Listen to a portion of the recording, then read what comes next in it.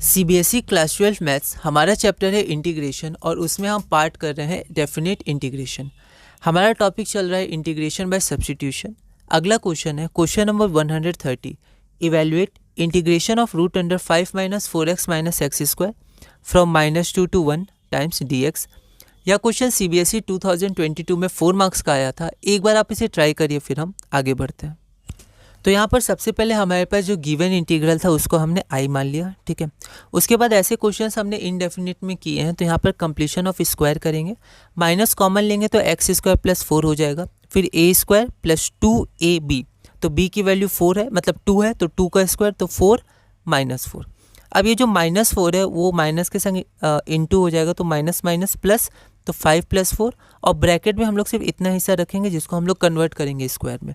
तो ये हो जाएगा 5 + 4 9, 9 - x + 2 का होल स्क्वायर, इसको हमने इक्वेशन 1 मान ली, ठीक है। अब यहाँ पर x + 2 को हम लोग t मानेंगे, तो 9 - t², 9 को 3 का स्क्वायर लिख सकते हैं, तो a² - x² में कन्वर्ट हो जाएगा।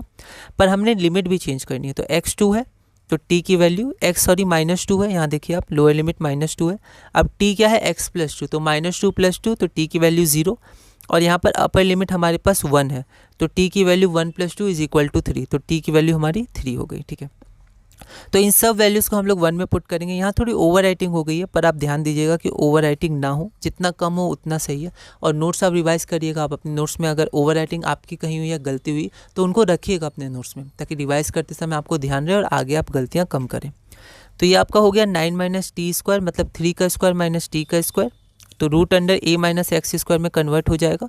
इसका ये आपका है फॉर्मूला। यहाँ पर आर्बिट्ररी कांस्टेंट c है क्योंकि इनडेफिनिट है, पर ये हमारा डेफिनिट है तो यहाँ नहीं आएगा। तो 0 से 3। अब आपको बस क्या करना है, एक बार इसमें अपर लिमिट पुट करना है 3 और लोअर लिमिट पुट करना है, तो यहाँ पर हमने पुट किया। अब यहाँ पर जब पुट किया तो 9 - 9 0, तो ये टर्म तो कैंसिल हो गया।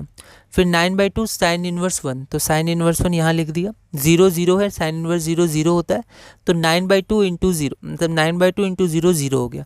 तो आपका जो टर्म बचा वो इतना ही बचा, 9/2 साइन इनवर्स 1। साइन इनवर्स 1 आपका π/2 होता है, तो 9/2 × π/2 9 π/4 जो हमारा रिक्वायर्ड आंसर है। अगला क्वेश्चन है question number 131, evaluate integration of sin x + cos x by root under sin 2x π/6 से π/3। इनडेफिनेट में हमने ऐसे क्वेश्चंस किए हैं, पर अब डेफिनेट में करना है तो लिमिट चेंज करने का आप ध्यान रखिएगा, और माइनस प्लस सिंप्लीफिकेशन में थोड़ा ध्यान रखिएगा, ठीक है।